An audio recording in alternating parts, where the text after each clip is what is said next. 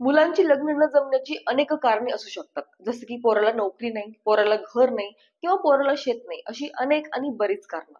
पण पोराच्या गावात पाणी नाही म्हणून त्याचं लग्न जमत नाही असं कारण तुम्ही ऐकलं तर?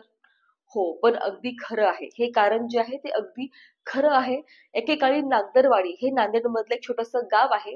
या गावामध्ये एकेकाळी पाणी नव्हतं म्हणून या गावातील मुलांची लग्न होत नसत. मुलांची लग्न जमायला खूप मोठ्या अडचणी येत होत्या आणि याच्यावरतीच प्रकाश टाकणारा एक चित्रपट ज्याचं नाव पाणी आहे. या चित्रपटाचा ट्रेलर आता रिलीज झालेला आहे. नागदरवाडी हे नांदेडमधलं एक छोटंसं गाव. तेथील महिलांना पाण्यासाठी फार मोठी कसरत करावी लागते. म्हणजे पाण्याचा दुष्काळ त्या गावात खूप मोठा असल्यामुळे तेथील महिलांना मैलोमैल डोक्यावरती हंडेवर हंडे ठेवून पाण्यासाठी त्यांना फिरावं लागतं. त्यांची ही होणारी फरफट आता मुलांच्या लग्नाच्या आड येऊ लागली होती.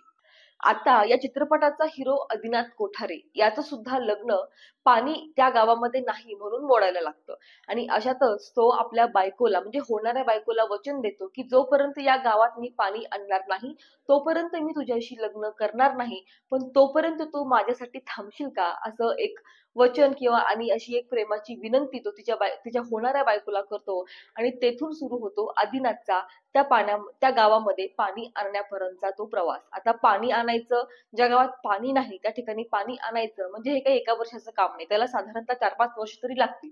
पण तोपर्यंत त्याची ती बायको लग्नासाठी थांबेल का?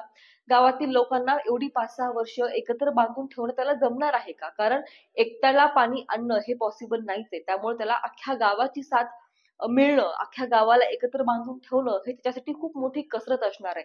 त्यामुळे तो संपूर्ण गावाला एकत्र बांधून ठेवू शकेल का?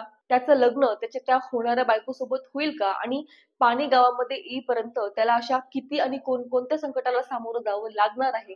या सगळ्या प्रश्नांची उत्तर आपल्याला येत्या 18 ऑक्टोबरला चित्रपटगृहामध्ये पाहायला आणि बघायला मिळणार आहेत. या ट्रेलरमध्ये एक फार सुंदर वाक्य ऐकायला मिळतं. ज्यावेळेस अभिनेत्रीला सांगितलं जातं, की "बघ तो पोरगा तुझ्यासाठी गाव तरी सोडायला तयार आहे का?" त्यावेळेस अभिनेत्री जी उत्तर देते, त्यावेळेस ती म्हणते, की "बायकोसाठी घर, दार आणि गाव सोडणारे बक्कळ भेटतील, पण बायकोसाठी गाव बदलायला निघणारा बघाय तरी भेटेल का?" हे तिचं वाक्य तिथे आपल्याला खिळवून ठेवतं.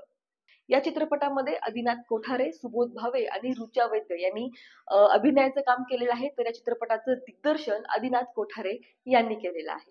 प्रियंका चोप्रा, रजत बर्जातिया, नेहा बर्जातिया हे या चित्रपटाचे निर्माते आहेत. 18 ऑक्टोबरला हा चित्रपट चित्रपटगृहामध्ये रिलीज होणार आहे. आपल्या मराठी चित्रपटसृष्टीमध्ये अशा महत्त्वपूर्ण विषयाला हात घालणाऱ्या चित्रपटाची खरं तर गरज होती आणि पाणी या चित्रपटाने त्या विषयाला हात घालून ही गरज आता तरी पूर्ण केली असं म्हणायला हरकत नाही.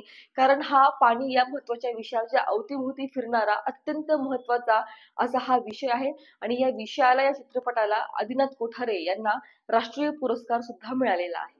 आणि सगळ्यात महत्त्वाचं हा चित्रपट सत्य घटनेवरती आधारित आहे.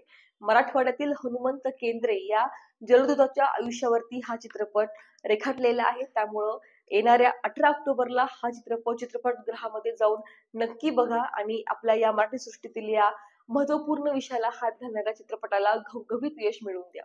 भेटूया पुढच्या व्हिडिओमध्ये. तोपर्यंत व्हिडिओला लाईक करा, शेअर करा आणि सबस्क्राईब करायला मात्र विसरू नका. धन्यवाद.